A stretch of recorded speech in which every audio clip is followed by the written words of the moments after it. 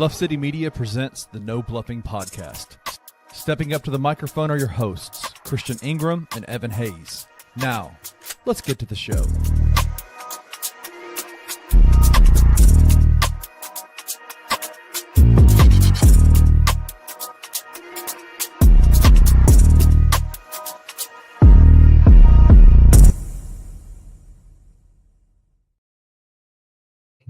Grizz Nation, what's going on? I am Chris Ingram. And I am Evan Hayes. And my light just went out, but we are the No Bluffing Podcast, where we keep it all the way real, all the way raw, and all the way honest about everything. Grizzlies, welcome back to another episode, man. Glad to be back for y'all. Got some topics definitely to chop it up about this week.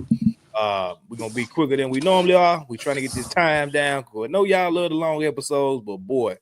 It's late, y'all. We tired. Man, late night tip. And on top of that, we're gonna have some news coming out soon. We're gonna have to do some rearranging with our drops. But y'all will be the first to know that, obviously. So make sure y'all tap into our Twitter pages, because that'll be the first to know as well as our main Twitter page right here. If you missed it, if it was too fast, just hit that little skip back button, man, and you can tap in and get it. Y'all should know about that, though. If y'all watch the show every week and don't follow us on Twitter, bro, that's just really messed It's a lot of y'all doing that, and I really don't like that. Like, it's a lot of y'all that watch the show that don't follow us, and I just don't get. We give y'all the content. Y'all might as well tap in with the boys, man. But they said, "Damn, our content. It's all good though. It's all love." It's a damn personal profile. We just care about what y'all saying, you know. Yeah. Get it it's over. Whack, bro. It's whack, bro. We have 2K people watching the show, but I can't get 2K people following. Like, you know, makes sense, bro. Anyway. We gonna stay positive this episode. We're gonna stay positive. Keep it going. Man, we ain't got no choice. We ain't got no choice, man. Shit, facts. They in a better place than what they was. So obviously, I know I feel better. I can't speak for you, but I feel a little bit better than I did last week coming here talking about it. For sure. I'm tired of coming here all down in the dumps. All negative and guys stuff talking about the same old bad stuff. We got a little more positive stuff to say, you know. Boy, for real. I got a wild take that is probably gonna blow your mind. It's probably gonna irritate the shit out of you, but you just like pissing me off. I really don't, bro. It's just like irritating me. This take is really gonna irritate you. I know it's gonna irritate your soul, but I hope you can see through the irritation that what I'm saying is I mean, it's really true. Is it what you tweeted earlier about like understanding? Yeah, don't say nothing. But you probably got an idea. I don't agree with you. I'm just saying I don't agree with you. Just letting you know right now. I don't agree with you. So if it okay. We'll get into it. Yeah. Matter of fact, no. Text it to me because I don't want to say it. But yeah, man, got definitely some good topics to talk about this week. Just to give y'all a quick rundown, we are gonna talk about the Grizz breaking their 4-game losing streak. Thank goodness. I don't care if it was against bad teams. A win is a win. Play with a friend. We've been telling y'all all year they had issues they needed to fix. So, you know, I'm not finna sit on here and get gun-ho about it because these same problems been here all year. But we definitely, it's a good feeling to get back in the win column. We're going to talk about Ja's resurgence. We're going to talk about Gigi Jackson's struggles. And we're going to end it on just some special Tony Allen moments because this week his jersey is getting retired. And by the time y'all hear our voices again on next week, it'll be done. It'll be in the rafters. The number 9 will be solidified in the FedEx Forum for forever, man. So shout out grandfather, man, for real. Yes, sir. But Evan, I did not put the news on here, man. As far as the topics, I feel like a total jackass right now. Trying to sit up here and get everything else ready. And I know you had some topic that you wanted to talk about, man. So my gosh, this dude is funny. On the fly, producing in a sense. And we're going to go from there, man. So we're going to go ahead and talk about the Memphis Tigers. The Memphis Tigers have, which I need to explain to me this, bro. I've been not wanting to sound ignorant, but it is what it is. I'm ignorant when it comes to this because these Tigers ain't really got my attention probably since the class I tell you that I hold highly up there outside of the Derrick Rose class, and that's Joe Jackson, Chris Crawford, Tariq Black. Like that group is really special to me. Obviously, I graduated. With them. But yeah, man, like what? I don't understand how they're conference champions, but we haven't played the conference championship tournament yet. Can you explain to me, like I'm a third grader, what does that mean? it's just how college sports is, at least in basketball and football. There's a regular season champion, and then there's a conference tournament champion. Whoever is the undisputed number one seed going into the conference tournament, that's the regular season champions. And then that decides the seeding going into the American Athletic Conference Championship. So the Tiger is the champions. Yeah, the Tiger is the undisputed number one seed going to the tournament. They have the best record undisputedly, because you can share the conference title, because there are some conferences where they share because they have the same conference record and they share the title. They have no tiebreakers. But since Memphis has the best record without a doubt in the AAC, they're the regular season champion, and they have the first two round buys going into the AAC tournament. So that's why they had all the confetti, they cut down the nets and all that during senior night, because they are the regular season champions. They finished the regular season 26-5. Penny has a good group this year, and it seems like people are slowly but surely starting to wake up to what this team has been doing. They've been getting disrespected in the national rankings because that's one of the downsides of playing in a non-P5 conference. When we're playing against South Florida and FAU and USF all the time, like, it happens. But Memphis is playing well. Poised position to win a conference tournament and hopefully get maybe a top 10 seed in the NCAA tournament. But we will see when we get there. But I know you haven't been watching, but just for the little inkling that you have, what are your impressions on the little that you have seen on the Tigers this season? They're also number 16 nationally right now in the country. So what's your thoughts on Penny and the crew right now? I'm just happy for them. I'll say this: it hasn't been the drama, it ain't been the whirlwind, it hasn't been the I'm trying to think. Tumultuous relationship. Yeah, it ain't been a Tubi show. It ain't been a BET special. Good God, last year was great, bro. Yeah, there's a lot of stuff going on. They had talent. You know, they had me. I'll be honest. I was definitely more tapped into games last year. Yeah, it was more entertaining for sure. But this year, I have not, bro. Honestly, I haven't watched one Tiger basketball game this year. That's bad, bro. I'm gonna tell you why. And I had this same conversation with Kenny Stubblefield and Anthony Sane. Shout out to both of them. Mm-hmm. And Tex, bro. Like, I'm not excited to watch the AAC All-Star team. Like, all these guys they brought in from different AAC teams. I understand you had the Tyrese. What's his name? Tyrese Hunter. I understand Dang Danger. PJ Haggerty. He came from AAC, didn't he? Yeah, he came from. Yeah, so excluding him, the guys that came from like other conferences, I understand you brought them in. Musa, Cisse, I mean, he formerly from Memphis, so I get it. But like the majority of them guys, I'm almost sure they brought from AAC, and it's just like I don't know, bro. Aesthetically, and I'm not talking about how they look like I'm a very heterosexual man. I'm talking about aesthetically, like they all look like the same guy. Like all of them look about the same height, same hairstyle, same size dreads. I'm like, I'm looking at 2K extras. You know, 2K extras is crazy. On the bench, they all look like the white dude with the bald head. Yeah, the auto-generated players. Yeah, it's like a bunch of black auto-generated players. You effed up for that one, bro. I ain't gonna lie to you. You jacked up for that one. I'm just saying, bro. Like it's nothing. You jacked up for that one. Like it's just been real. It don't stand out. It don't stand out to you. None of it stands out to me. I've been hearing about how great, PJ Haggerty is playing. Dane Danger has been turning it on the last couple games. So I see stuff like that. But as far as my emotional involvement, bro, it just ain't been there. And until they get to me personally, like not a transfer portal guy that's in the AAC or whatever, like a guy that's a top recruit or like an actual like just high ranking name.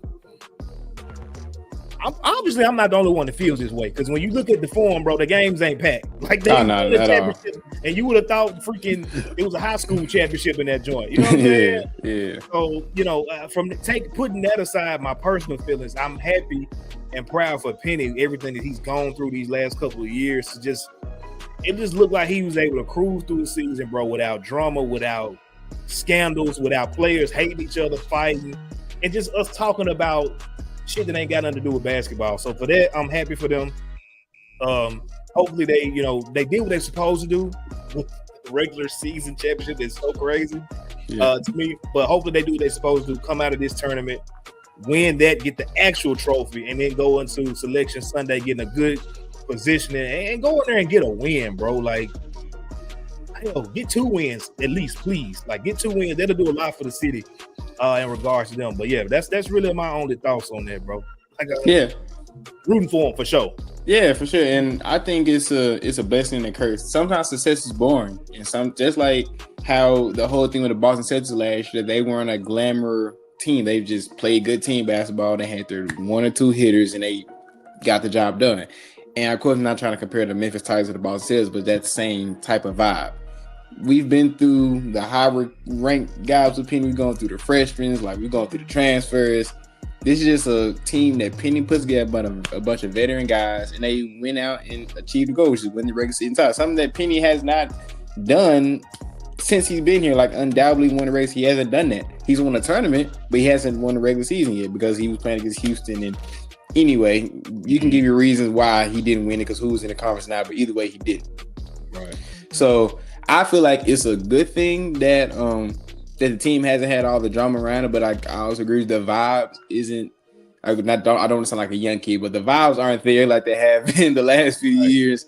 Like, I can definitely say the Javon Crinley team last year was more exciting to watch. I watched more of those games than I have this year, and that team was nowhere near as good as this team this year. At least just on paper, what's happened. Like, so I get it, but like you said, I'm happy for Penny. I really, really, really want them to win this tournament convincingly. Like, we've had some bad losses. Like, I want us to have a dominant showing, because if we have a bunch of, we win the tournament, we skirt by the AAC, the committee's not going to give us any favors. They're going to send us to Kansas or something. Like, they're going to have us traveling the farthest. We're going to get like a 13 seed or something like that. Like, no matter if we win the tournament or not, we're going to get a bad season. So I want to see domination going into this conference, because everybody knows in the NCAA tournament, it's about what bracket you're in if you get hot at the right time. Yep. Like, we've shown that we can beat top contenders this year. Like, we beat Auburn this year. We beat UConn. Like, we beat good teams this year. But if we go through it, if we pussyfoot through the tournament and we get a gauntlet of a bracket, we may not get to the Sweet 16. Because I think a Sweet 16 is a successful season for Penny. That's one thing he hasn't done yet. I think a trip to the Sweet 16 would do a lot for the city, which we haven't seen since Derrick Rose has been here. So give you something to build on next year. Yeah, get something to build on for next year. I feel like just the vibes around the program and just the city of Memphis will grow. I feel like the city of Memphis is great when the Tigers and the Grizz are both good and both like lit at the same time. And we're both pretty good right now, but like we've had our conversation on both ends. So I feel like a Sweet 16 will go very far. So shout out Penny and the Bulls, man. For sure. We're going to jump to the NFL real quick. They already start with a bang, man. They dropping checks, dropping bags, dropping bombs on these folks. And they haven't even officially opened yet. It opens on Monday for teams can legally tamper. And then the illegal tampering will end about 3 days later. So teams were able to sign their own guys or guys that got released. We ain't got to go through all of them, but give me I would say, your surprising signings, if any, your surprising moves. We also had a couple of trades as well that popped through. The first one to hit on is the one that hit close to home to me. If everybody know, I'm a Seahawks fan. And we just let go of our whole team in the past 3-4 days. So I've been on I ain't gonna say suicide watch, but what's the closest thing of losing my football mind? I don't know what that would be, but I've been going through it these past few days. Boy, gotta go in a damn asylum. What they going over there? God, I've been so mad. Gino going. Pete gone, Gino gone, Tyler Lockett gone, DK Metcalf gone, Bobby Wagner still playing. I thought he would retire by now, but he was gonna be gone. Bro got a bag. He got a bag. So I just got to touch on my Seahawks for a second. The fact that they letting everybody go.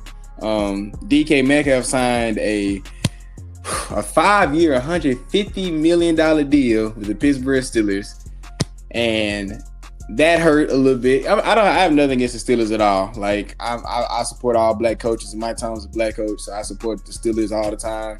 Yeah. But it hurts to see DK go. Also, in a big move, the Rams got Devontae Adams today.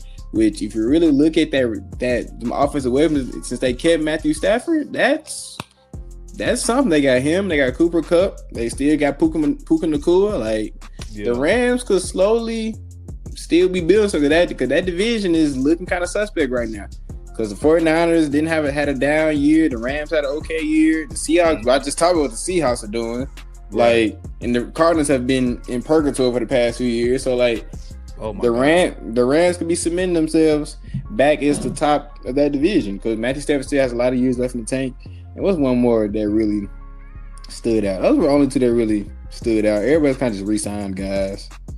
That's it. Yeah, that's pretty much just those were the two heavy hitters that happened today. Oh yeah, no, forget that. Myles Garrett signed for $40 million, which is ridiculous.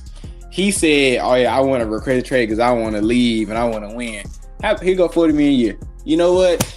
I want to stay in Cleveland. Like, what I said was, I want to win here. That's what I said. I want to win here. Yeah, I think we can build a lot of good things. And I don't know what the front office, like, they have so much guaranteed money put into two guys, and one of them who's not even going to play next year. I don't see what Cleveland's doing. I really don't. Like, I'm not a Cleveland fan, but just as the football fan in me, football mind in me, it doesn't make sense to me at all. Like, bro, they name and they uniforms are brown. They shit, bro. Like, they shit all the way around. Like, it's just nobody cares about the Browns, dog. Like, it's over with. They just what's their NBA equivalent of the Browns? The Hornets? Like the Wizards or something like that. Man, they had some history, at least a little bit. Yeah, they had John Brad. They was contending for a little bit, but the Browns have always. They had like one good year Beckham, then they gave up on him, so they sent him to Tampa. So like for Deshaun Watson, might I add, and you see how that's turned out. Getting out bad ass karma. That's really. And Beckham went to the playoffs last year. His girlfriend. That's about the best thing going for him, bro. That's all. That's the only thing keeping him down because. Bruh, he going through. He tearing his ACLs, Achilles, all that. So freak that down somewhere.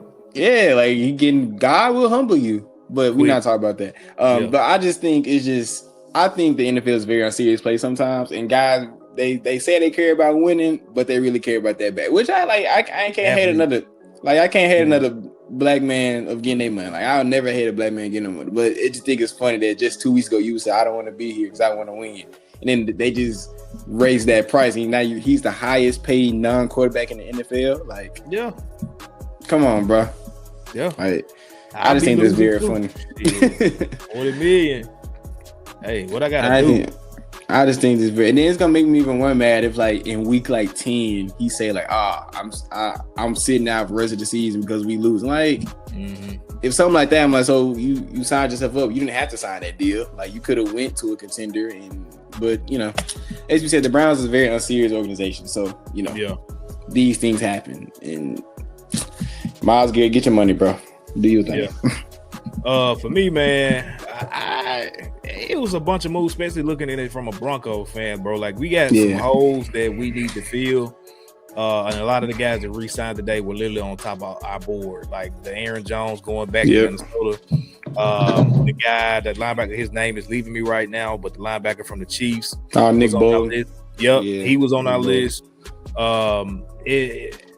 DK Metcalf, there was a lot of talk within our fan base. I thought y'all was gonna go get him. Yeah, for sure. We need a receiver, and what's irritating the hell out of me, this ain't a Broncos podcast. We talking about the NFL right now, but what irritates me is that we got this media push that we don't need receivers. We good with Cortland Sutton, and it's like, fam, Cortland is a good tool.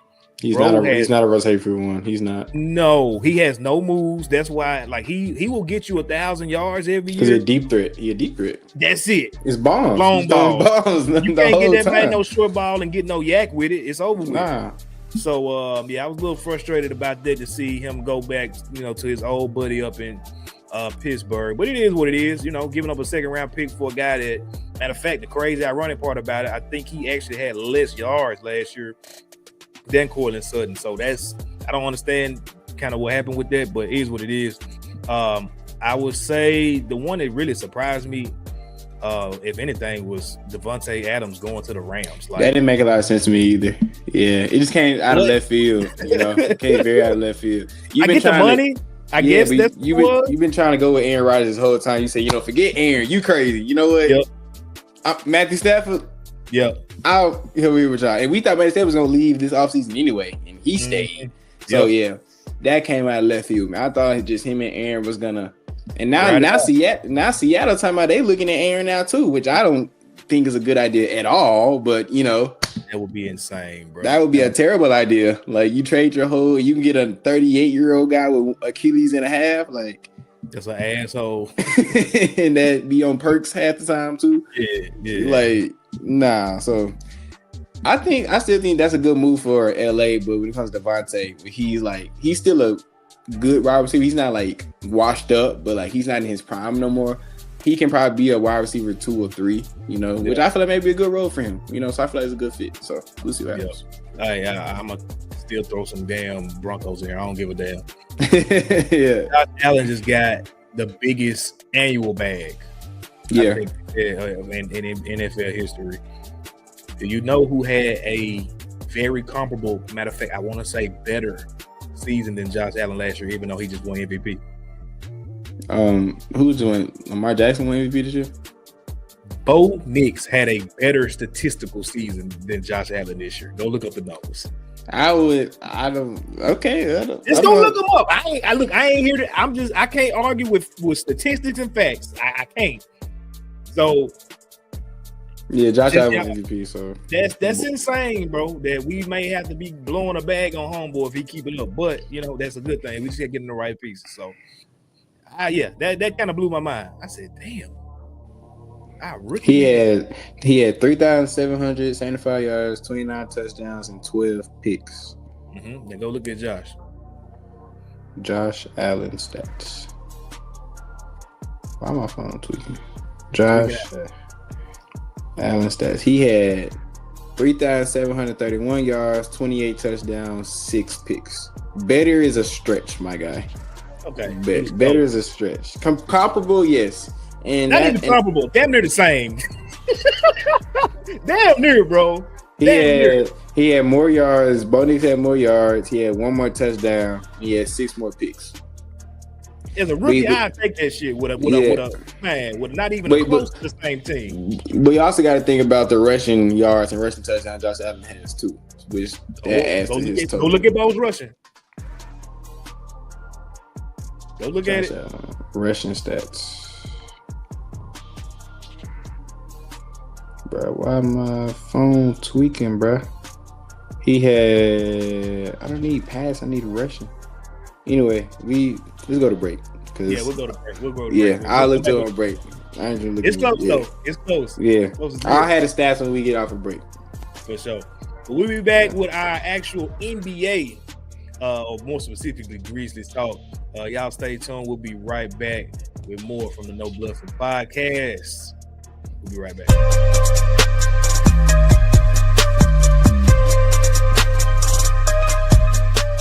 You got to figure out a way to play to the strengths of Ja Morant. He is good playing with the ball in his hands and playing in screen and roll action at some point. Now, can they figure out how to get more screen and roll action? Who's going to be that guy? Because I say, if it's going to be Zach Edey, then they got to do it more often so he gets accustomed to the angles of how to set screens in the NBA. With the speed of Ja Morant and how he likes to get to the basket, which way, because he got very comfortable with getting open because he got screens set by Jonas Valanciunas and Steven Adams. Mm-hmm. You're talking 2 of the best bigs in the game at getting a guard open by setting screens. Ja Morant's also going to have to do better in terms of what other ways can I be successful to help this team win? Jaren is elevated.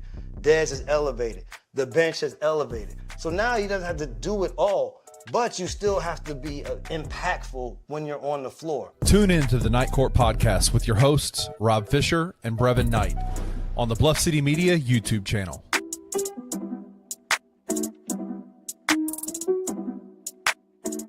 Time changes all these hard stances that Jimmy Butler had. I think he'll realize that a lot of these hard stances that he has are not beneficial to his ultimate goal, which is to win and also get paid in either next year or in a couple of years. And of course, he's changed his mind on Memphis. But what people have to understand is that these reports aren't coming from Memphis. I don't think that Memphis's desire to get Jimmy Butler has increased any in the last few weeks. Now, I'm not saying that Jimmy Butler's not coming to Memphis and there won't be a Jimmy Butler trade. I'm not saying that at all. But these type of things, these are obviously coming from Jimmy's camp. They're trying to stir certain things up.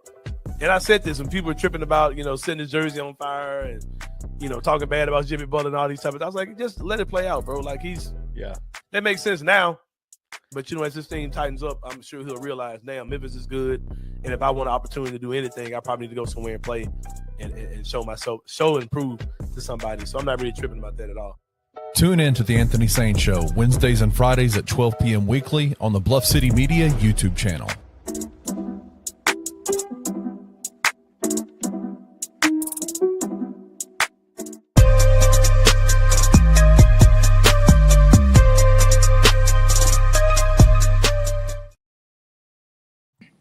Welcome back to the No Bluffin Podcast, where we keep it all the way real, all the way raw, and all the way honest about everything Grizzlies.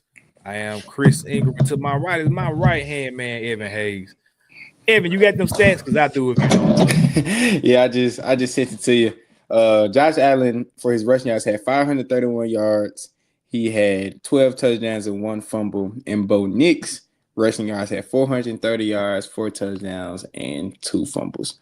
So he had 100 yards more rushing. He had 8 more touchdowns. So that's the big difference right there. I don't care about the touchdown, little at 1 yard runs he be doing. 100 yards, that's not a big gap, bro. Yeah, it's not a big gap. My boy coming. My boy coming. Y'all. I'm not. Honestly, I was playing surprised by Bo Nix. I didn't think he was gonna be that good this early. So I can say I was wrong. I thought it was gonna be a 1-2 with Jaden Daniels and Caleb Williams, but definitely Bo Nix really bumped Caleb Williams out, and it was Jaden Daniels and Bo Nix too. All the way out the curve. Jaden, if it wasn't for Jaden, me personally, I don't know if he didn't have that playoff.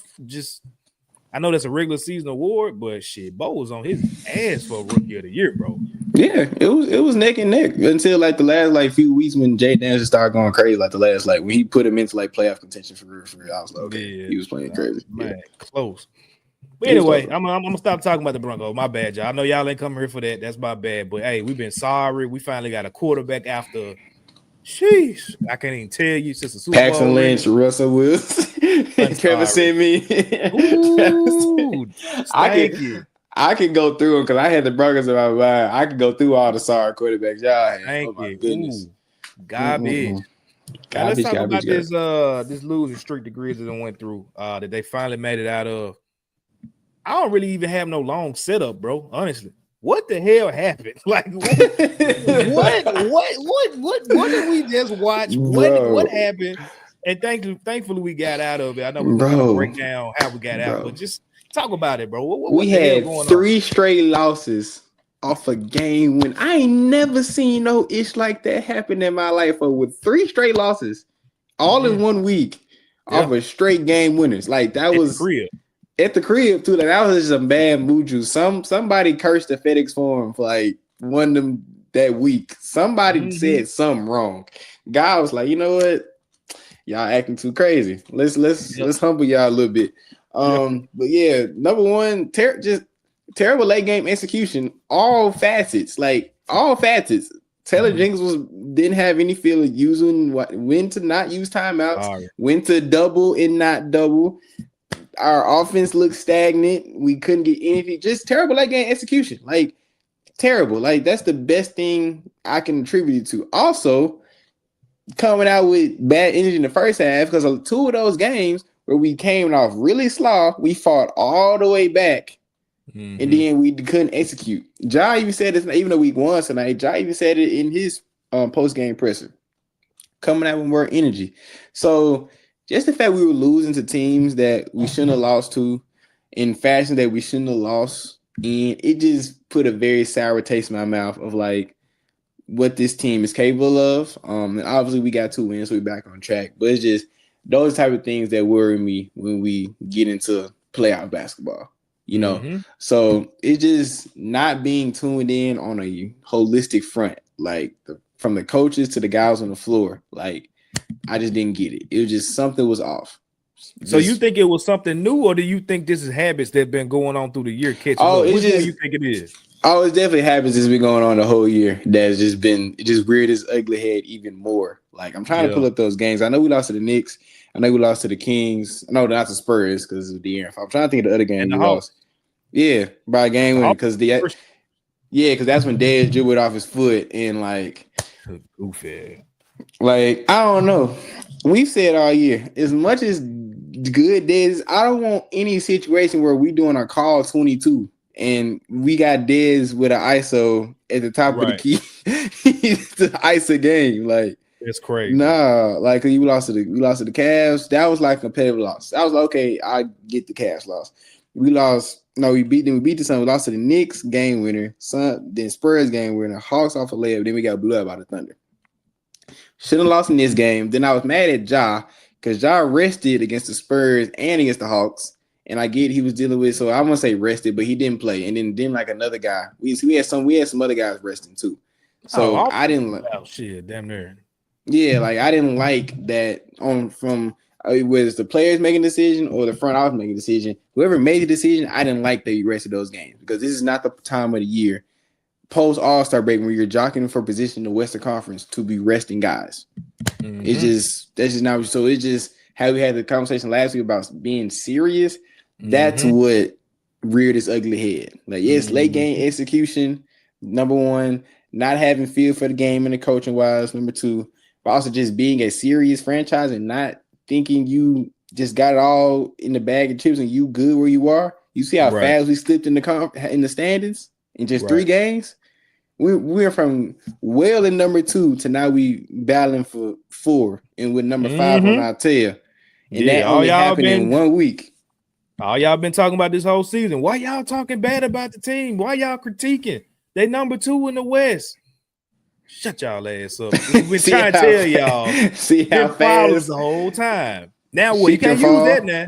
Nah, because now we looking way different. We a spot for being outside of a home court advantage first round. Yeah, like, you're getting that play-in territory. You really talking about the problem. Yeah, I better calm exactly. down. So it wasn't a good week to be a Grizzly fan. It wasn't a good week at all. But thankfully, we've seen some good late game execution these last 2 games. I just really hate that we have to keep going through this every game. Because it seems like for the past 7-8 games, we've been in a 1-possession game in the last 5 minutes of the fourth quarter. I'm like, bro, can we just take care of business, man? Like, could have happened again tonight. Yes, like it came down. They got 2 very good looks, 2 wide open looks, might I add. Like, Kelly only got a good look. Like, could have went very different. New Orleans was being stifled the whole night. They played us very hard the whole night.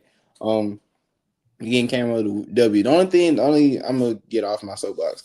The only thing I see as a positive is you get as many close games as you can under your belt, so you get somewhat acclimated what it's gonna be like in the playoffs. That's the only positive I take from it. Like win or loss, I take it as a positive that we get some type of reps. So as we talk about all year about how Jalen Wells and GG and Vince and all these guys that don't have those like high octane, high level basketball, Zach Edey, even though you can't compare it from a playoffs to regular season, obviously that's the best thing you can do. So that's the only positive I see of us going through that losing streak is the fact that we got that taste in our mouth of like how it looks and how bad does it feel to have a game that you can win and you fumble in the last moments because y'all not doing what y'all supposed to do in the late game. So that's the only positive. It's a very small positive. That's the only positive I take from it. So yeah. And see, that's kind of like I I've been saying the same thing. Like we blow somebody out or we get blown out. That's not productive at all for the team. The issue I got with these games coming down to the wire like this, these are sorry teams that you're beating right now to get back on the other side of the win column. So yes, in the grand scheme, yes, we got 2 wins over the last 2 games, but you're going down to the wire with 2 teams that are playing a bunch of I said role players on Twitter, bro. Like a lot of these dudes ain't even role players. Like a lot of these dudes is barely on two-way or in the bench contracts that we playing. Like I think Devin Walker posted to do. I don't know what his name was. He said fake Ja, the Ja that Ja on the Tubi movie or something his like that. last name was Reeves. Yeah, dude, that was Reeves. Tubi hit Like, Tubi 12. Yeah, bro, who is this dude? Like, bro, we going down to the wire with these type guys. And my issue with that is that when you going down to the wire in games where you're playing elite talent, they make those shots. Yeah. They want those shots and they make those shots. Truth be told, if that ball gets in Trey Murphy's hand tonight, we probably go into overtime. I don't know if you saw him at the end of the game. Bro was sitting there like, y'all didn't get me the ball. Like I'm right here at the top of the key, which is like his favorite spot on the whole floor. Yeah, he like don't get the ball. Two deep ones in this game from the same spot on that go. Yeah. So just because they team is low, I ain't gonna say low IQ, they just young. Yeah. They didn't give him the ball. Like you again, you're literally a few moments from that game going the opposite direction, potentially going into overtime, and Lord knows what happened. So again, glad they're in the win column. The issues that we've been talking about all season are still there. The one thing I can give it to him, and shout out to Mr. Fred Wells. I know he went on I don't want to call it a tirade. He just, was speaking that knowledge under one of the same tweets. Yeah, man. And talked about that. Just basically in a nutshell, this team has to be together more. They got to fight for each other. They got to have each other's back. And then at the same time, the leaders got to lead. They got to take control. And if anything, that's the positive that I take, is that no matter what, these last two games, you got basically 230 pieces from both of your big two that's out there right now. So hasn't looked pretty at all. And we can kind of, transition in talking about, Ja as well. It hasn't looked pretty at all, by no means.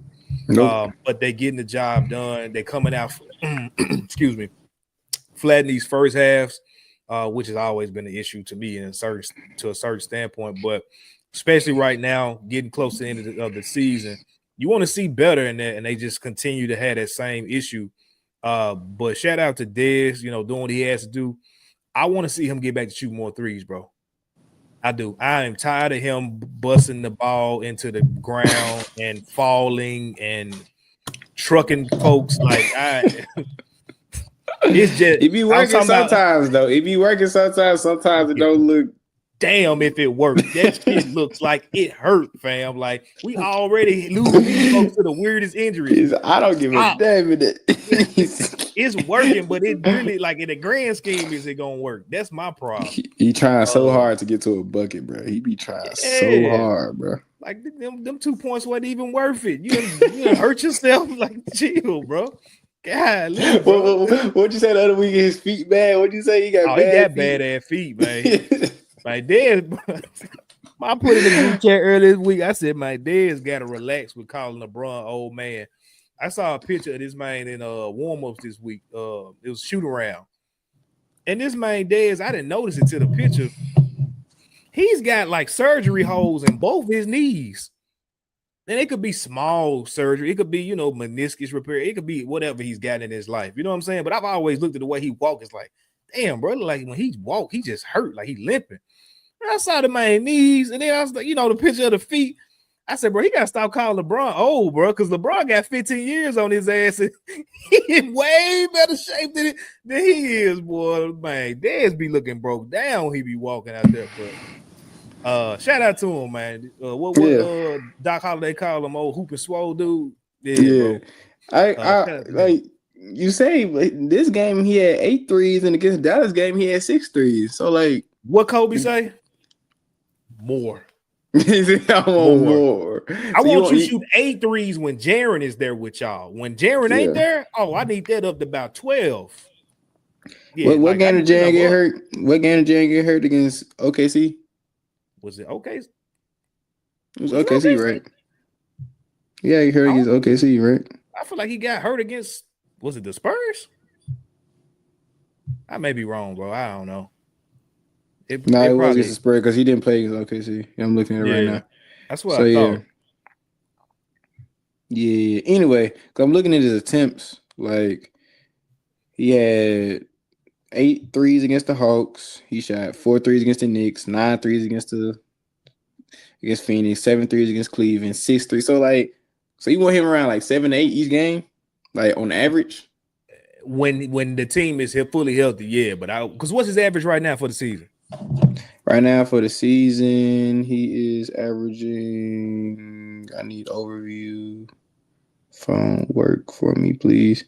He is shooting. Yeah, he's shooting 37.6% from 3 on the season. Give me my attempts, bro. Oh, for the season, he's shooting 5.8 threes a game.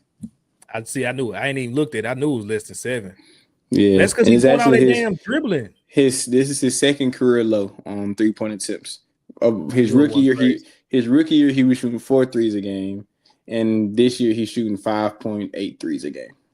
Yeah, I need them up, bro. Like if shout out to my boy Marcus Savage. He said we need the shooters to be shooting, not the shooters to be facilitating. Playmaking, yeah, that don't make sense, bro. Get the ball in his hands and he's shooting, not creating for himself, because we know he's not good at that.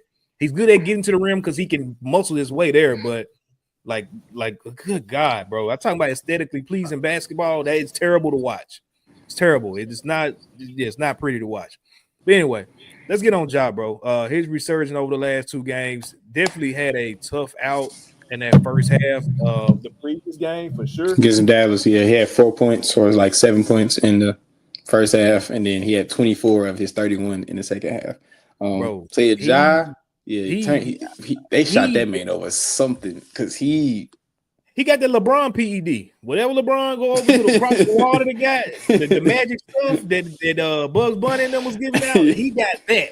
100%. He looked like a completely different person because it was crazy. First half, like he was wincing on his shoulder, but second half he was going into guys, pushing off with that shoulder. I'm like, nah, something is. They gave him something in the locker room because he's playing his ass off. And I got to throw out some stats. In the last 5 games, Ja Morant is having 28.2 points, 3.8 rebounds, and 7 assists over his last 5 games. That sounds like the Ja Morant that we know and love. He seems like he has energy on the court. Seems like he's getting to the rack a little bit easier. His mid-range shot is falling. He just seems to be playing with that joy and that confidence that we've been seeing up and down throughout the whole year. So, Chris, what do you feel like is equating to Ja looking like Ja as the time that we need him with only 18 games left for this season? What do you feel like has been the key to Ja's success? I got no answer.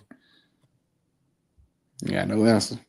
I don't know what switch flipped. I don't know what shot he got. I don't know what peel. I gotta be careful with that. They suspended Bobby Portis goddamn 25 games for got good grief. Like I don't know. I really don't know, bro. Like it's to me, his shoulder ain't no better. Shout out to Rusty Buckets, Rusty Williams with Bluff City Media. He said, and I think even the team has said the same thing. Like his injury that he's dealing with, it can't get worse. It's just about him. It's bruising, it's a bruise now. And if he's going out there playing every single night, obviously, it'd be hard for me to imagine that shoulder felt better tonight than it did 2 nights ago.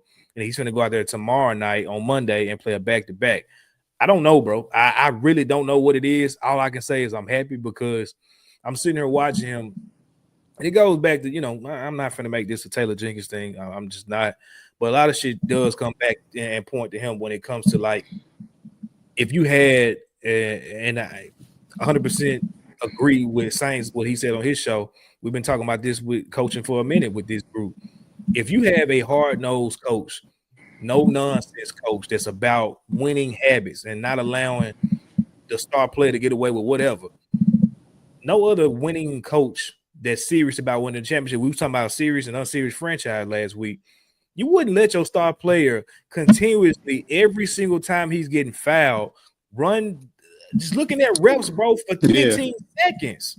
You wouldn't allow that shit to happen. And he's constantly letting this happen probably 10 times a game. If so that. It could be more. It could be more, yeah. It's Ja's fault. Yes, I'm not faulting him. I'm not removing fault from him because he needs to be more mature in those moments. I get everything you got going on. I get that. But from a leadership standpoint and just just pure basketball, bro, you're not helping your team by doing that. You going one or two things. They about to be on a disadvantage and score, or you're gonna get a freaking tech and get thrown out the game. Like it ain't really too much more it's been to happen with this. So you know, that has really been irritating the hell out of me. It's like, come on, bro. Like we know, we get it. We watching it just we like see you get hacked, bro. Like, you're getting hacked and you're not getting the calls. But what you doing ain't working, bro. Like it's really hurting them guys. And Ja has said himself that the team has gone on him as well. But to your point, I feel like either it's on Ja being stubborn and or the accountability isn't there from the franchise. That's telling him like, yo, cut that ish out. Like you are a star player, you are a face of the team. You can't keep doing this after every bucket. You feel me? Bro, Udoka and Ja probably would have got the fighting at halftime by him doing that shit. Eric Spoelstra would have got him. Like Pat Riley probably would have came down from the press box himself, went to the locker room like, hey, nah, you can't be this, bro. Nah. So yeah, I can't point to what happened. Obviously, we ain't in the locker room. We don't know what conversations or what come to Jesus moments Ja done had in the last week or so. Whatever it is, I'm just glad because me and you talked about it before on here. Like the whole happy Ja is a good Ja or scary Ja. We ain't seen happy Ja since damn near the first week of the season, bro. We really have. Bro, been irritated as hell, like the whole year. So to see him in these post games smiling for a change, got his haircut, like he look like he in a good mood, even though his shoulder probably is shot to shit right now. Like he looks like he's on the up and up in good spirits. And so for that, like I said, I can't think of something. You probably got it, but I can't think of anything. I'm just glad we're here, and hopefully we get some good news about Jaren and add him back in it, because if Ja's looking like this just from his mentality, and you throw Jaren back into that mix, I mean, we don't have no choice because the rest of them dudes is looking like absolute shit. We're going to talk about that next, but that's all I got on that, bro. What you think is the thing that's, makes us go the other way? It's a few things. I feel like, number one, and this is this last thing I'm going to say about Taylor Jenkins this whole day.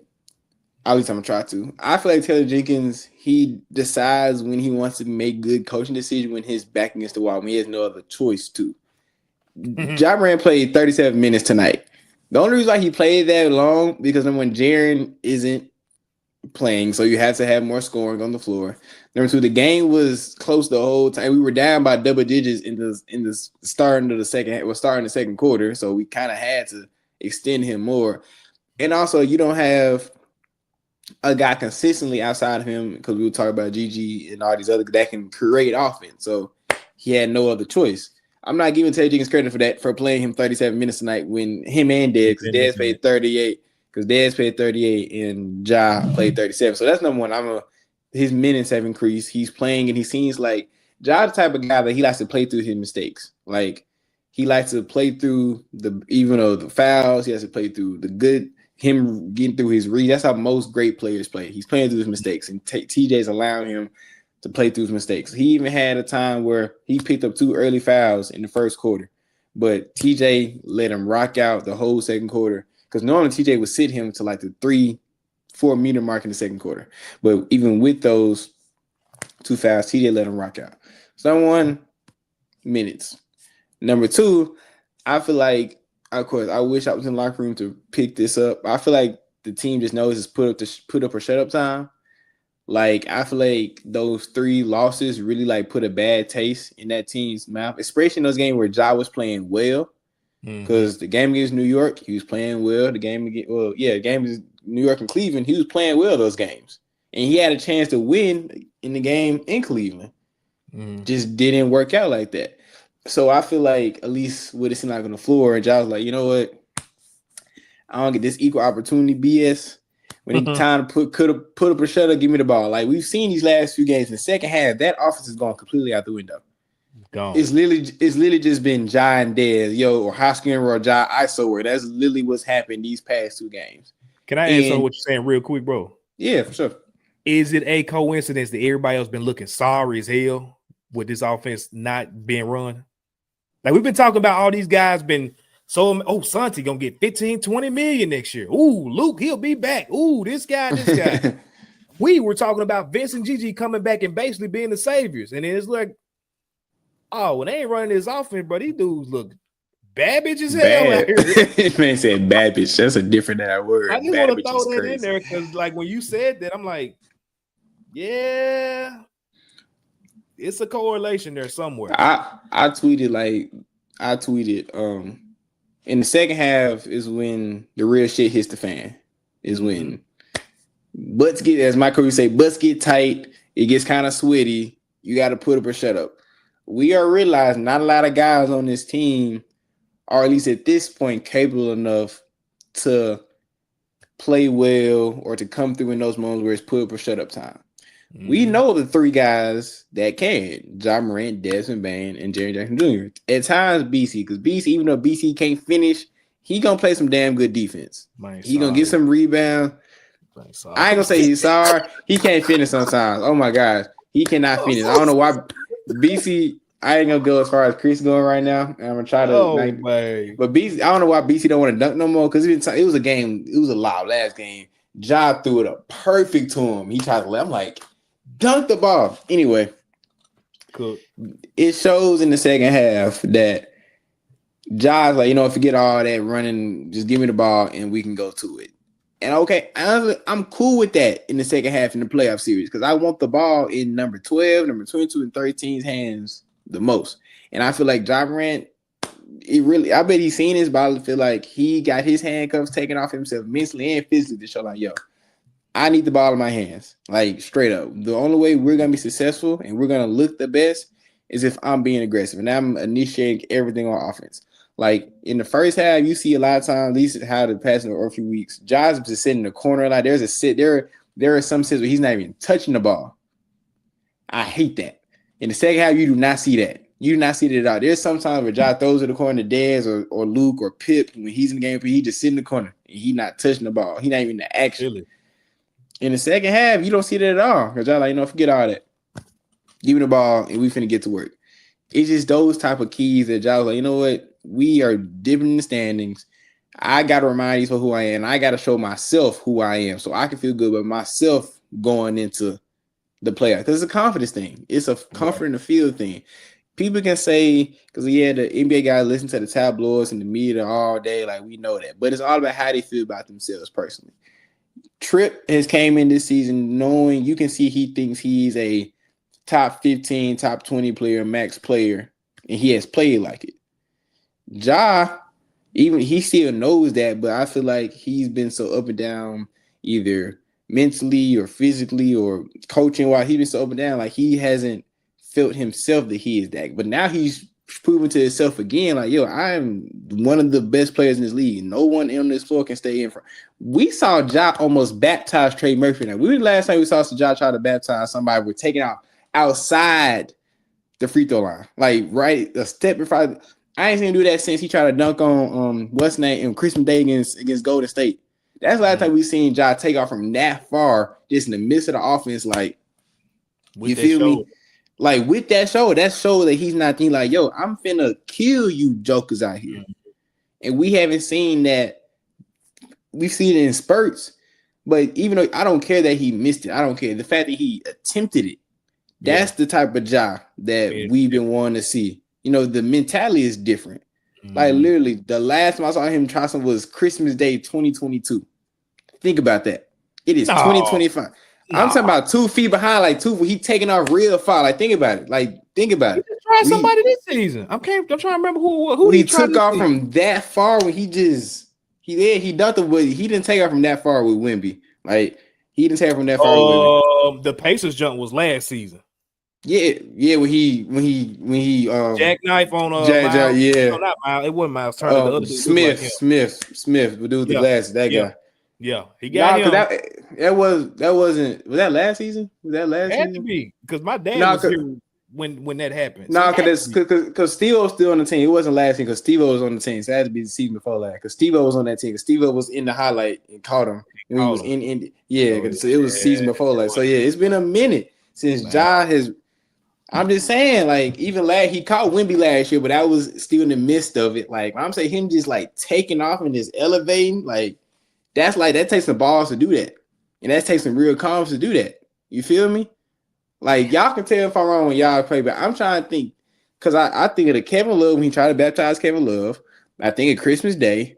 I think of tonight. I think when he tried to dunk on Anthony Davis a few times. He tried to dunk on Anthony Davis a bunch of times. I'm thinking about Wemby. Wemby's the only one that's been that way this year. Yeah. That's the only one. I'm trying to think even last year, especially not this year, that he just like, forget it. Them 9 games went by so fast. Shit, like he caught Wemby one time last year, but that wouldn't take he caught him, but it wasn't the same type of way. He was in the paint, like Ja took one dribble from inside the half court line and took off. Yep. That's his type of stuff. He like, forget all this. I'm one of the best players in the league, and if Ja keeps doing that, despite how his shoulder feel, I feel like we got a good chance number 12 playing like this. It's a mentality switch, man. And TJ actually not putting handcuffs on that man, bro. Yeah. That's what it come down to. Let's talk about another player that's having so I guess you can say some different experiences than Ja right now. Gigi is struggling, bro. I can point to what this is. Yeah, I'm gonna let you take this one. Yeah, Gigi, yo, guy. I want you to take this one because I know Gigi, your boy. Yeah, man, y'all know how I give it up about dude, man. I think he has utmost talent. I've said that I feel like from a talent standpoint, he's the only one probably behind Ja that once he reaches that potential where he can go, and that's with Jaren Jackson on this team. I think he's just that good and has that amount of talent. But what's holding him back right now? Number one is his head. Because from a standpoint, I'm gonna say it's two things, right? No, I'm gonna say three. I'm gonna give him 3 things. Number one, he's coming back off injury, and I'm gonna use that because I don't even like using it, but y'all gave that excuse to every other young wing or every other player on this team that's come back from injury. Y'all let be an excuse of why they are having some kind of struggle. And so I'm not going to skip my guy because y'all got an agenda out against him for whatever reason. You don't see the vision of what he's done all last year. I don't care if he was the only one out there. So coming back from injury, I get that. You're trying to work your way into a role. You sat back and watched these dudes all season, second in the West. You watching Jake LaRavia get 30 minutes almost every other night. And you're like, okay, when I come back, I know I'm going to get these minutes. And you come back and that's not happening, which leads me to number 2. He's not getting the leeway, again, that the young wings before him got. Zaire, obviously, Dillon was out. He got to start his rookie year, primarily the whole season. Then, you come back and he's not the player that you thought he didn't take the leap you thought he was going to take. And ultimately, you end up trading him away. But you gave him every opportunity to succeed, even times where he shouldn't even have deserved minutes. You gave Zaire a chance. That's why we laugh at the whole, I feel like a caged bird in Memphis statement that he made in Brooklyn. You look at David Roddy. David Roddy has played in playoff games for the Grizzlies. He was guarding LeBron. He was guarding these bigger guys, even though he was 6'5", 6'6", but, had just a bigger frame that he could kind of stand those guys up. And, got to a point to where he started playing go-to-hell ball like his predecessor, Dylan Brooks. Guess what happens? He get his ass up out of here. But he had a lot of opportunities to show that he could be one of those pieces, if not, a piece in the starting lineup to help them guys. Do I even got to say what Jake LaRavia got? Like, we got force-fed Jake LaRavia, and to his credit, he took advantage of his moment this year, getting those minutes. And, a lot of us was sitting here pegging him like, all right, well, when all them guys come back, he's a good 11 man, but he shouldn't be in the top 10 of the rotation. And, you end up trading him at the deadline. But Gigi ain't getting that same fair shake, bro. He's not. Like, he's clearly not getting the same fair shake that those guys got. I can't point to probably one game that Gigi's gotten 30 minutes in this season. And you can say it's because of his defensive, lapses, when he's letting guys get by him or he's not rotating correctly, things like that. I got it. If that's what you want to use, I got it. But at a certain point, bro, we got to start valuing hoopers again or basketball players. Like, I'm so tired of this whole narrative that we have to get a team full of guys that play the exact same way. The only team that's working for is the OKC Thunder. They're another team of guys that Isaiah Joe, and I think his name is Aaron Wiggins. Them dudes look exactly the same to me. And especially when they both had braids. I think they both had braids at some point. I'm like, come on, bro. Like, y'all got a team full of the same dude. Kevin Williams. They play the same too. They just shoot the couldn't tell ball, them play apart, deep, bro. and just scope that shit. Jalen Williams, like all these dudes look the same, got the same aesthetic. Like, that's the only team I know that's winning like that. We ain't finna win like that. Like, let these dudes, let them, you need to expand on what they're great at.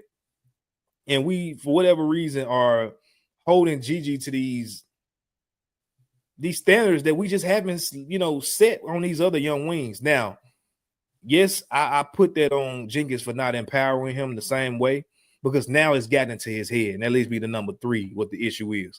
He's gotten to the point where he sat back and watched the same shit that I just talked about. He saw Zaire's situation, he saw Roddy, he saw Jake, and he gets out there and, man, I'm just gonna say it. I ain't even heard some stuff, bro, like of kind of like what's been said, or like some disgruntledness. Like, I've heard that. I'm not gonna say what I've heard, but I've heard like he's frustrated. And you can look at it. Like, it's not even something that you ain't gotta hear anything. You can watch him. Like, he looks frustrated on the court, bro. Tonight, I think he gave up just he turned the ball over and just gave up. Didn't even care to get back. And it's just like,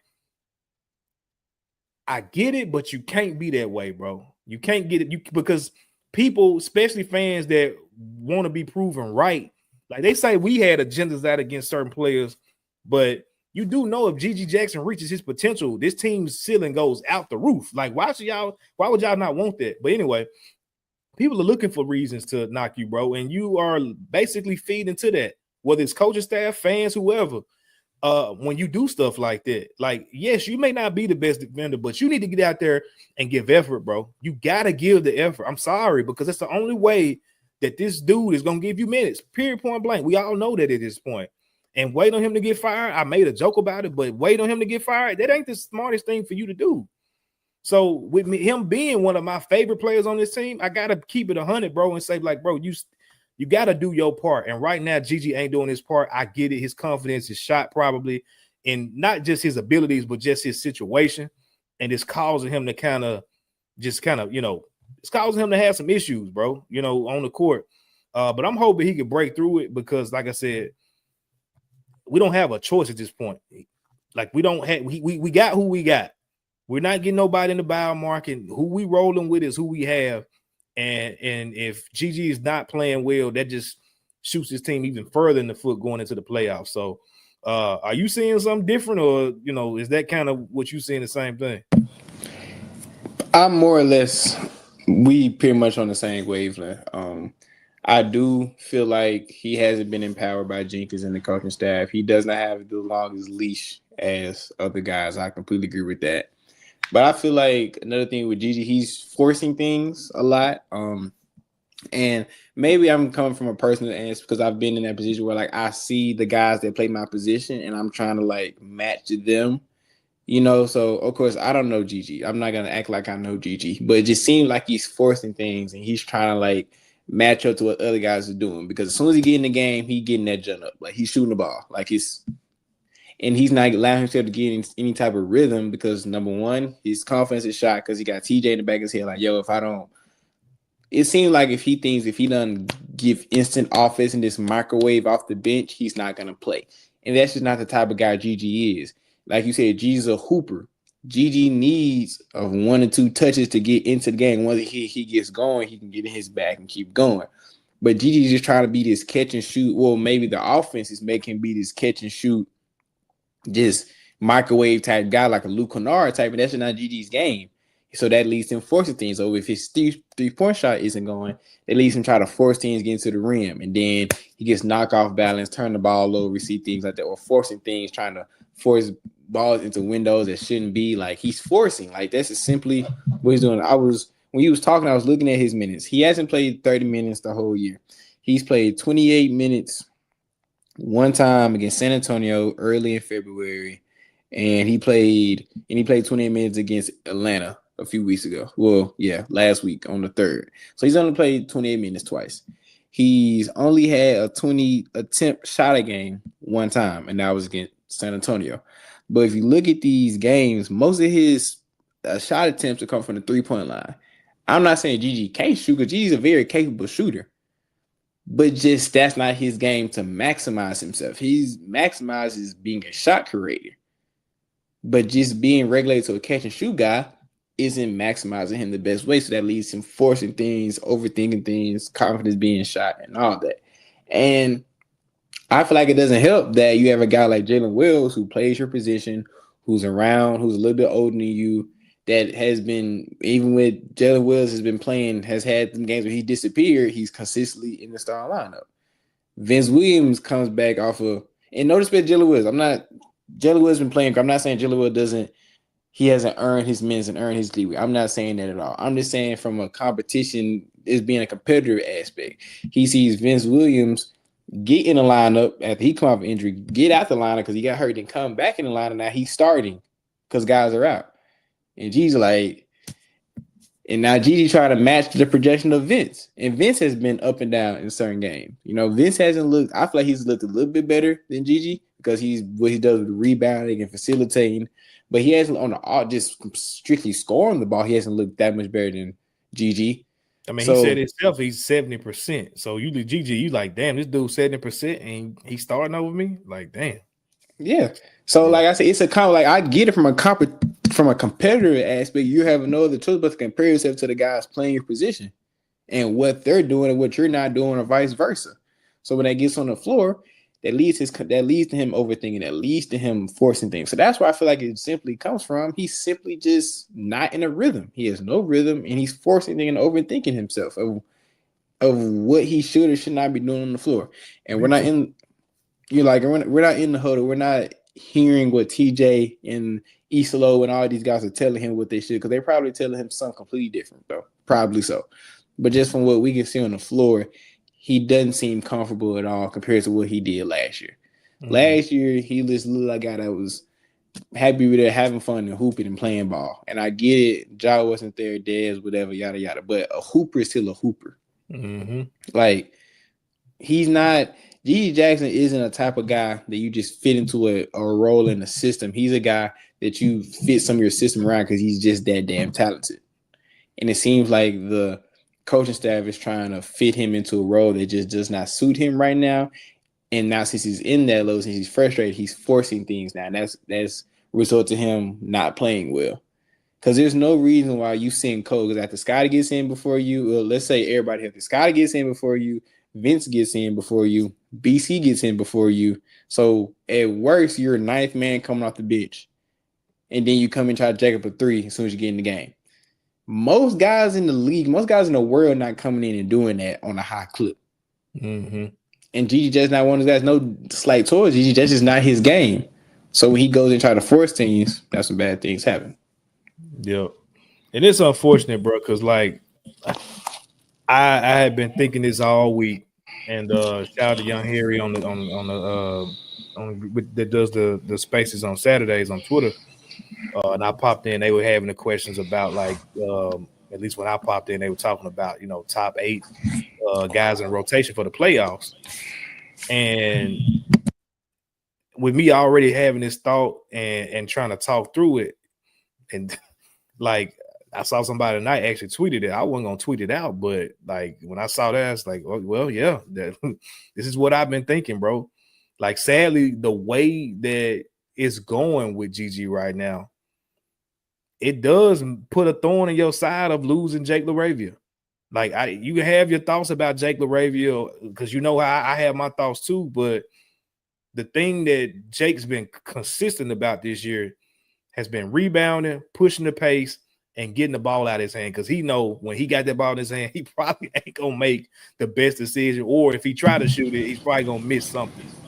And from GG's minutes, I'm not gonna say GG the person, but from the minutes that GG's putting out on the floor, the Grizzlies are missing that component. They are missing another guy that can come out there and just cause havoc, but not be a John Conchar. Because John Conchar, we know, like, good God, like, he got minutes tonight. I'm just like TJ, like, okay, at one point you had to stop playing, bro. But Jake, losing Jake, it sounds crazy as hell, But when you sit back and think about it, us losing him and Gigi being used and coached to be, or coached to play the way he's playing, and you throw on the mental aspect that he's battling because of all this extra stuff that's going on, like that is hurting the team, bro. And I just hate to have to admit that because a lot of us had so much faith in him coming back. And again, it ain't a knock to him because obviously, again, I see so much potential in dude. But the facts are the facts right now, and it's up to him to say, all right, yeah, I'm 20, but like I gotta put my big boy drawers on and say, forget the outside noise, forget the situation I feel like I'm being put in, and I gotta find a way to thrive. Maximize. Yeah, you gotta maximize. Another thing that Jake did very well is moving without the ball. Jake got a lot of easy layups because he just couldn't. Gigi, he floats. Gigi floats around the 3-point line. Yep. Like, as much as I love it, because that's probably where he wants the ball. That's probably where they think he should get the ball. Mm-hmm. But when you're playing on a team with Ja Morant, Desmond Bane, and Jaren Jr., that they attract so much attention, you have to know how to play without the basketball. So on top of him not being, I'm not saying G's a bad defender because he has the natural defense capabilities of being a very capable defender.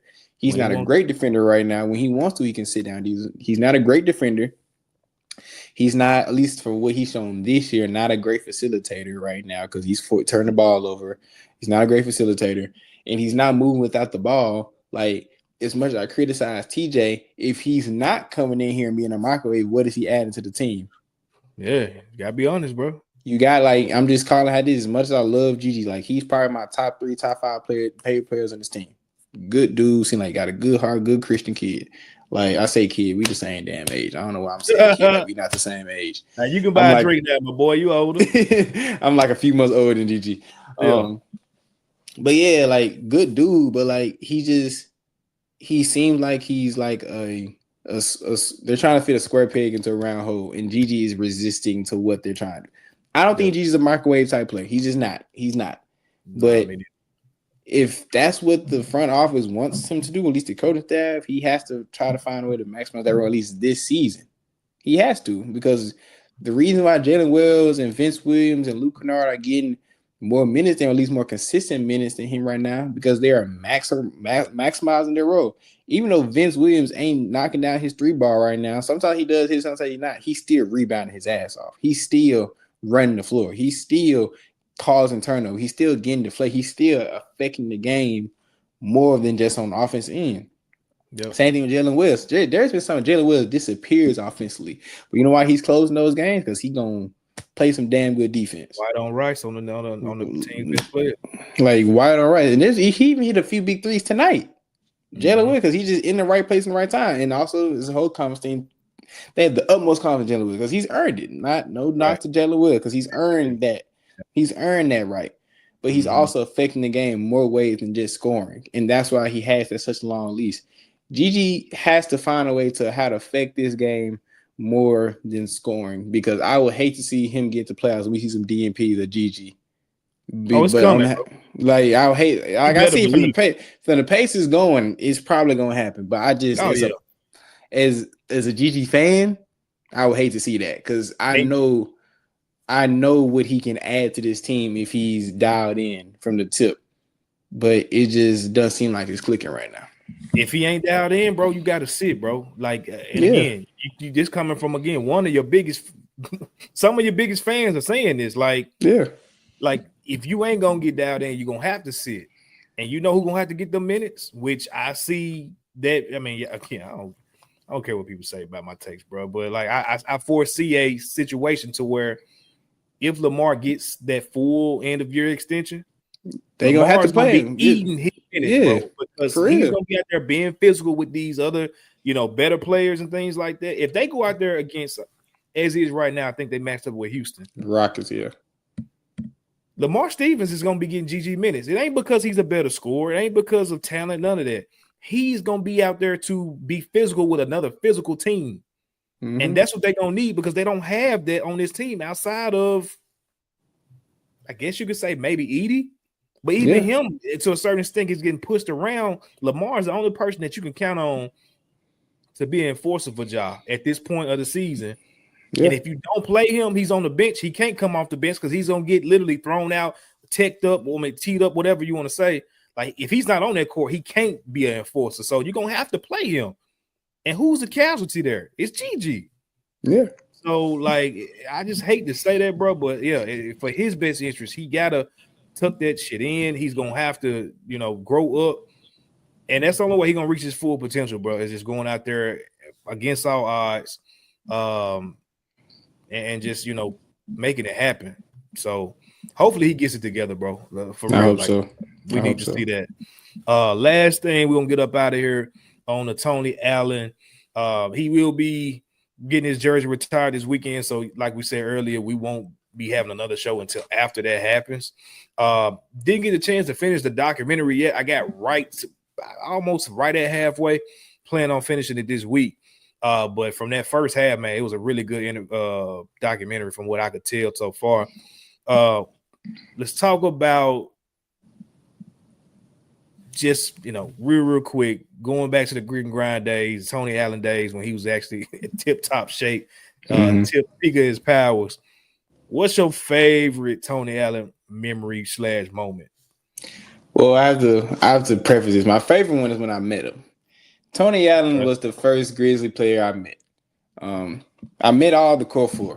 I met Hamed Haddadi too, which is kind of weird. If y'all remember who Hamed Haddadi was. Yeah, man. But of all the core four, Tony Allen was the first guy I met. They was having this like meet and greet at Will Chase Mall in City Gear. And they had a whole table lined up, and Tony was in there signing autographs. And I still have that signed poster of him in my old room at the house. Of course, I was maybe 8 or 9, maybe super young, super nervous because this guy I watched on TV is in my face. He said, "Hey, little man, what's your name?" And my dad's like, speak up, because I was real nervous. He's like, "My name." He said, "What? All right, Evan, you coming to the game?" I was like, "Yeah, I'm coming to the." So he just, just being Tony, he just very personal guy, very down to earth. So that was my first favorite, just of meeting him, because he was my second favorite player outside of Mike.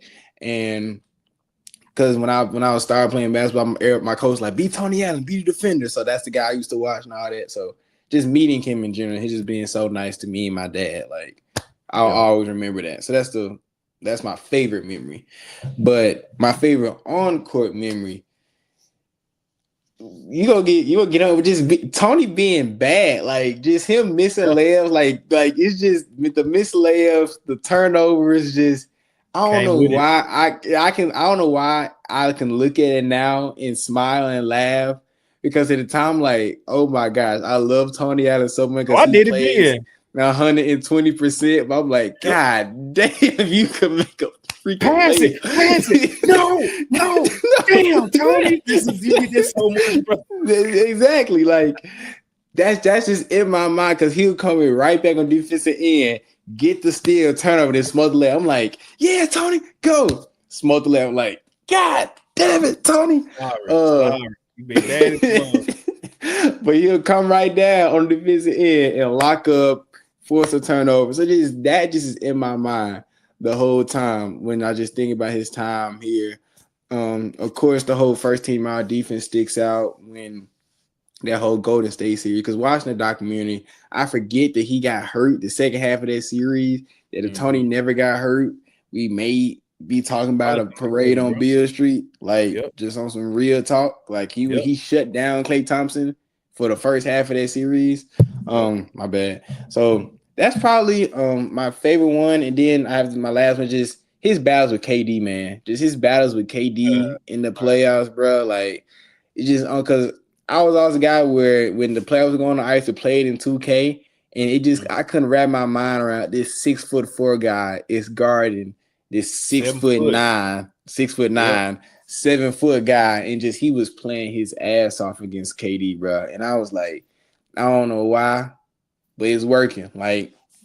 So yeah, those just my memories. Just I really saw what a dog looked like on the court, because there's no reason why a 6'4" Tony Allen is giving KD the hardest time to get the buckets off. Because OKC KD was just young KD. I'm just scoring prolific 30-point per game KD.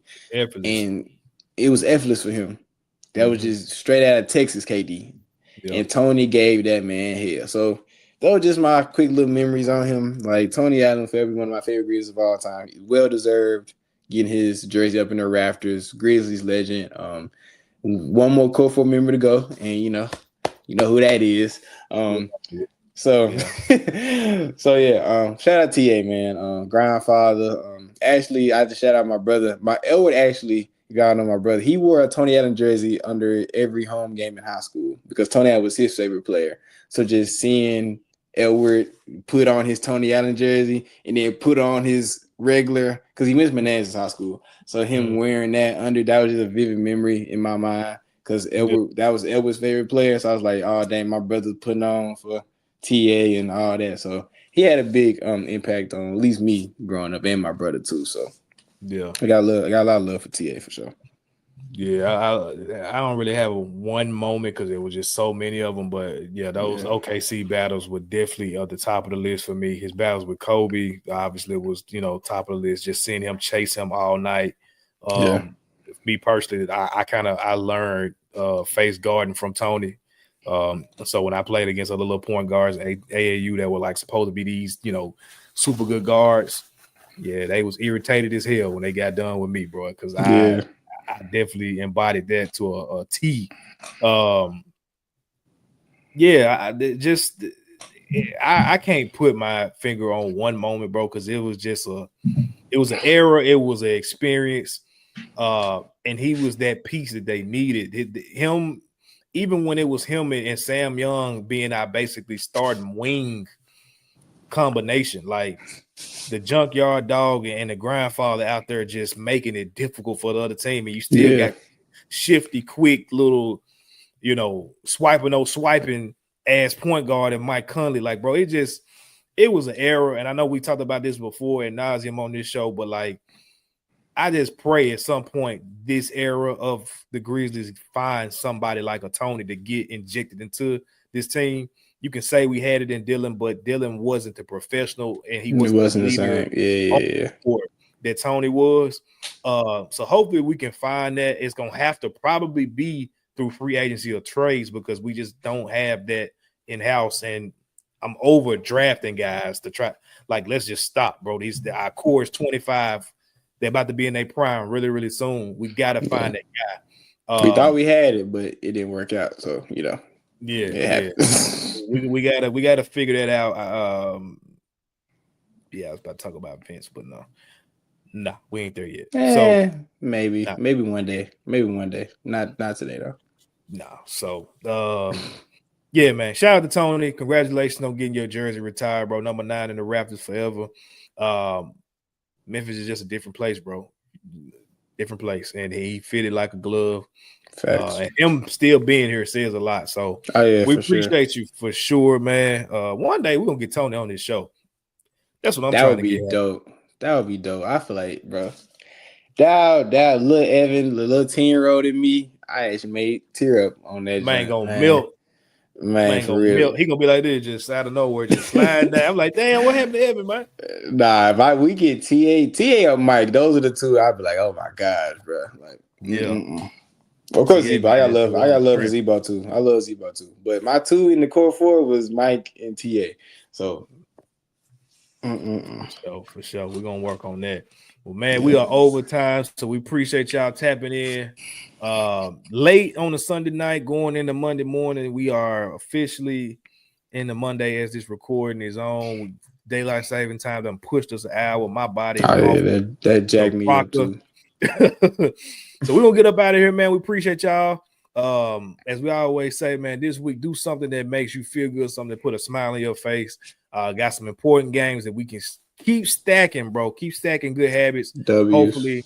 And we'll catch y'all next week after the jersey retirement. As always, go Grizz. Thank you for listening to this episode of the No Bluffing Podcast. If you enjoyed this episode, like and subscribe to Bluff City Media's YouTube page. For comprehensive coverage of all things Memphis sports, head over to www.bluffcitymedia.co and find out how you can become an insider. We will see you back here next week.